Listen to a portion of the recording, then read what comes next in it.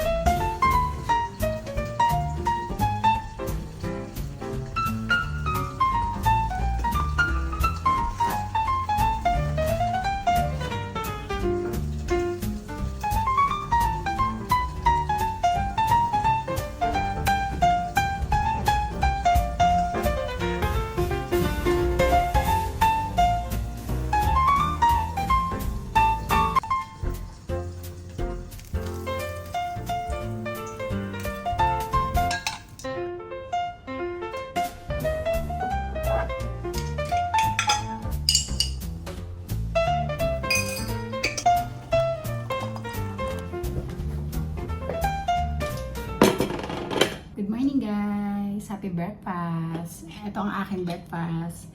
And coffee. Kain tayo!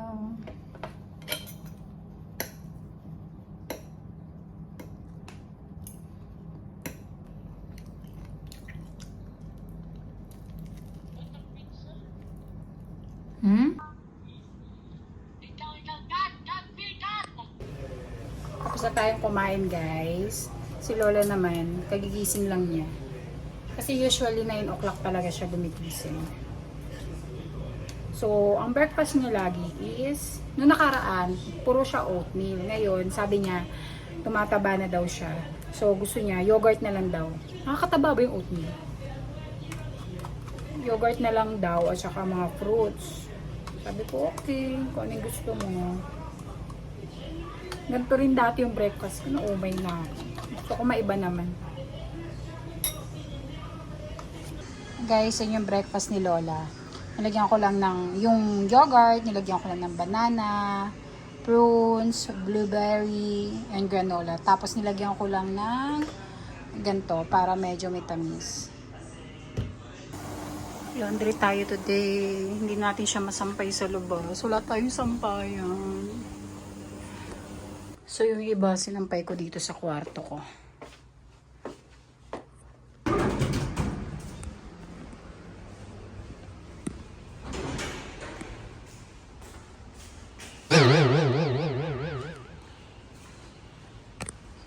Bili tayo ng lulutuin ko today. Buti malapit lang yung meat shop dito sa amin.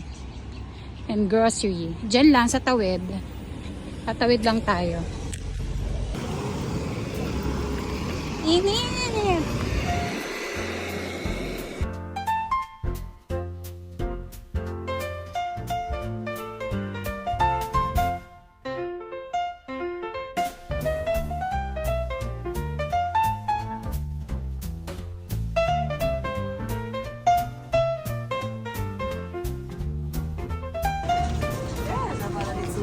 Oh, dito yung meat shop. Open sesame. Hi!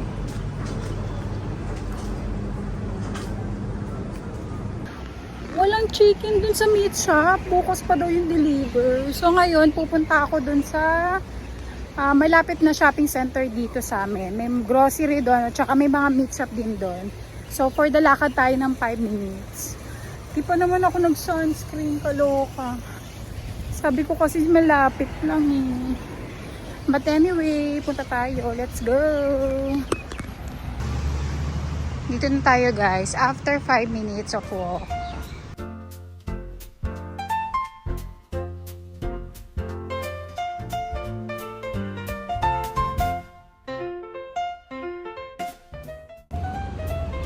Hanap tayo ng meat shop. Meat shop ba to? No. Pero may meat shop dito. I know. Hanap tayo.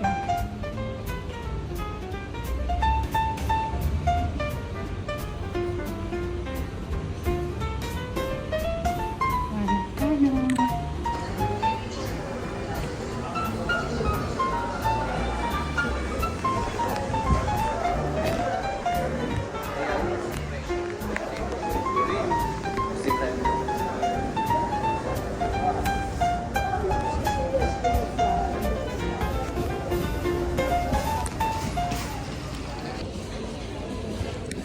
Guys, dito na lang ako sa grocery bibili ng meat.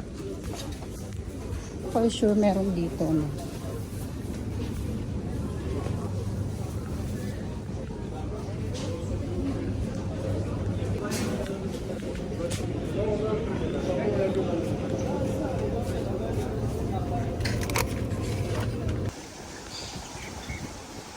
Ganda.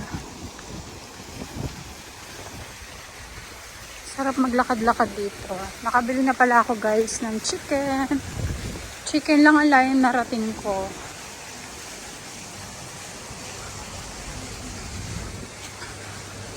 Hanapin na ako ni Lola. Balik na tayo guys kay Lola. May nakita akong sushi bar doon. Kain ako doon minsan. Sushi. At least may Asian food.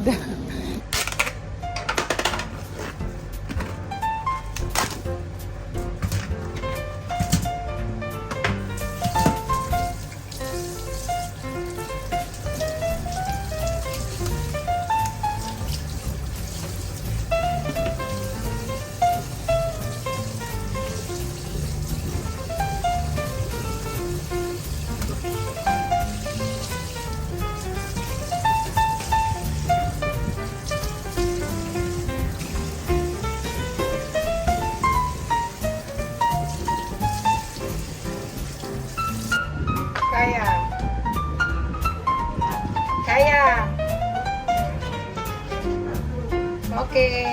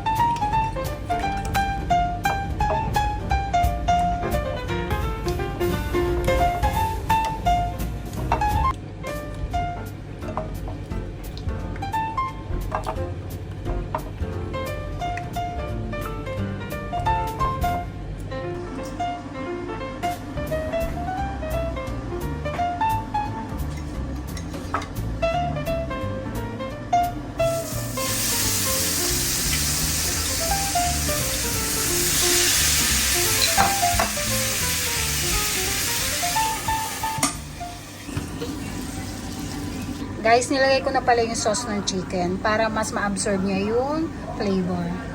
Yung flavor niyan, eme-eme ko lang.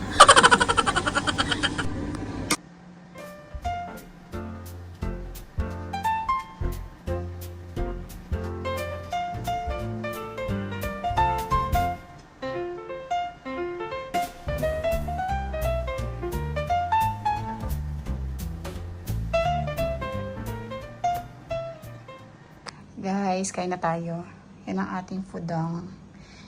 Hindi natuloy yung manok natin. Magtutuna tayo dahil darating yung anak ni Lola. Dalawa lang nalutong manok. So, yun na lang kainin nila. Lagi naman kami nagmamad. Umay na ako sa maiba lang. What?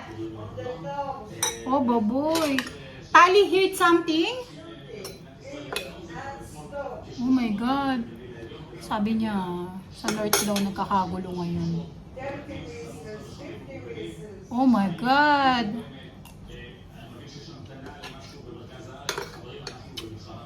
Wala pa rin awat yung gera. Ayun. Ito yung olive. בזמן שמדינת ישראל הגדולה ממתינה למשהו שיגיע בציר הרשע מאיראן או למשהו יותר משמעותי שיגיע מחיזבאללה, בינתיים יום מלחמה, יום כניסה למקלטים. Mainit ngayon sa North at saka sa Lebanon. Ano ba naman yung anak niya sa North?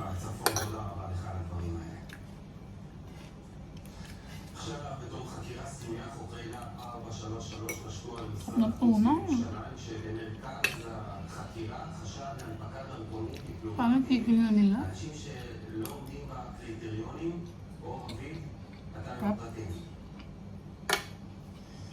איך אומרים ממש כך זה קורה הבוקר במשרד החוץ, החוקרים של 433 פושטים על משרד החוץ בירושלים בתום חקירה סמויה שמתנהלת בחודשים האחרונים. כמו שאתה אומר תמיר, החשד המרכזי של החוקרים שדרכונים דיפלומטיים, אותו מסמך רשמי שמוענק על ידי מדינת ישראל ומקנה לאותם דיפלומטים שורה של זכויות והטבות ושלא לומר גם איזושהי הגנה ביטחונית וסיוע ביטחוני בשטח מוענק לאנשים שלא זכאים לכך. צריך לומר שבחודשים האחרונים מפרסם העיתונאי גילי וייס בעיתון הארץ שורה של פרסומים על שורה של מוכרים ובכירים כאלה ואחרים בהם בנו של ראש הממשלה יאיר נתניהו, ראשי עיריות כאלה ואחרים, אפילו הרמטכ"ל לשעבר אביב כוכבי שהזדקו בדרכונים דיפלומטיים שיש קשר לאותם שמות שהזכרנו כעת ומדובר כאמור בחקירה שנמצאת ברשותה. היום החוקרים מגיעים שם למשרד החוץ, אוספים מסמכים, אוספים זיכרונות ניידים ומטבע הדברים, אם ויתבקשו לכך יצטרכו גם... Nauna na pala akong kumain kasi andaway pa lang yung anak niya. Hindi ko naman tayo, gutom na ako.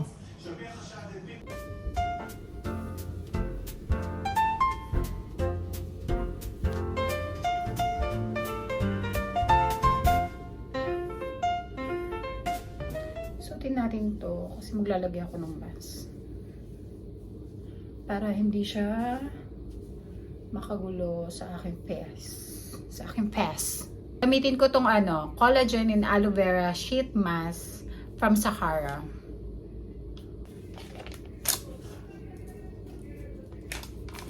Si Lola nasa naman niya. Nanonood naman siya ng series. Ay hindi, balita na pinapanood niya. Tapos na siguro. Sabi ko tawagin niya ako pag may kailangan siya. Kasi tapos na siya mag-dinner. Ganun yung namin, setup namin dala. Wow, ang lamig. Ang sarap. Ang sarap mag-pamper. Ang bango niya.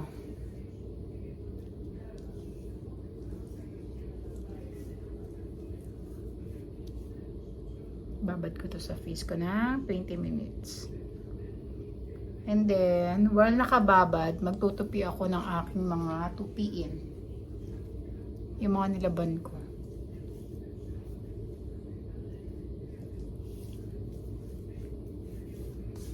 Okay. Guys, eto na yung mga lashes. More than 2, kaya marami. Kaya sabi ko ang dami, pero hindi pala ganun karami. Pero, more than 2 eh. So, pakita ko muna sa inyo yung mga una kong binili. Guys, eto na sila. Konti lang pala. OA lang ako masyado. Ito yung unang-una kong in-order. Ito, sa TikTok shop ko to nabili. Nakita ko kasi to sa TikTok. Tapos sinabi ko sa sister ko na i-buy niya ako.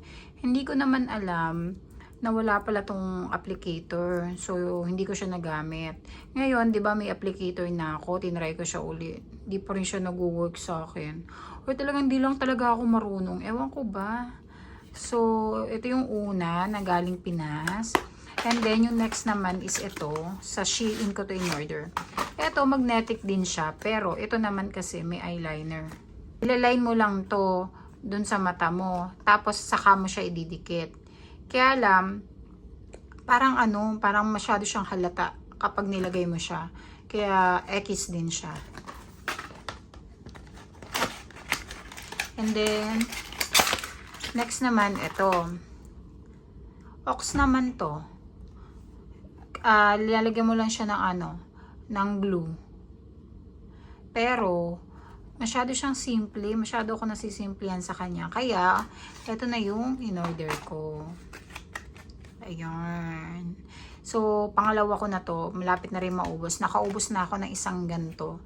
Tapos, ito. Ngayon ko lang napansin, parang magkaiba sila.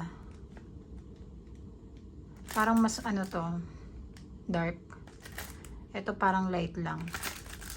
Tapos, ito na nga yung in-order natin na magnetic eyelash. Ayan. Tinry ko na siya ng several times. Not working pa rin.